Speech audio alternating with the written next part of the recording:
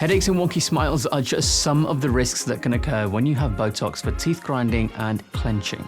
If you haven't seen the video I made on how to do this treatment, watch that first so you can understand how the technique and these risks are connected, because the injection points used in the technique are heavily linked to the risks you're about to see here. Wonky smiles can happen because we have a muscle near this region called the risorius.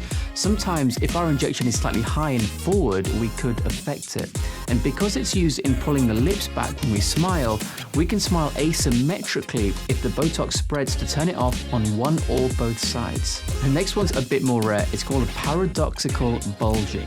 Essentially, when you inject deep and turn the muscle off, the more shallow portion of the muscle might overgrow to compensate for its deeper portion turning off, so that the whole muscle can still generate the same amount of force.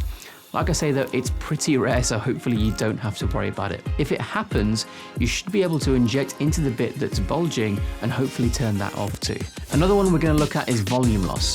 When a muscle doesn't work as much, it can get slightly smaller, and this is called atrophy. It can give the effect of the jaw being slightly slimmer because an overgrown clenching muscle will add facial width at times, so it may actually be a good thing for some people and a sort of bonus of having the treatment done. In fact, sometimes we do this treatment for the primary purpose of jaw slimming rather than actually alleviating teeth grinding.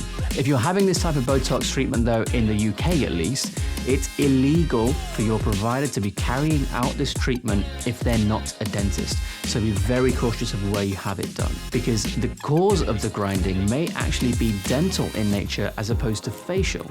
And if you don't treat it properly, you might not actually be any better off. For instance, the reason the jaw develops power and size might actually be because of the way the teeth aren't perfectly straight and lined up with each other in such a way that only a dentist will be able to recognize and diagnose, so don't take the risk. This video isn't an exhaustive list, so definitely have a thorough consultation with a dentist before your treatment. If it makes you feel safer though, you can watch the treatment actually being done with all the safety checks before injecting by clicking here.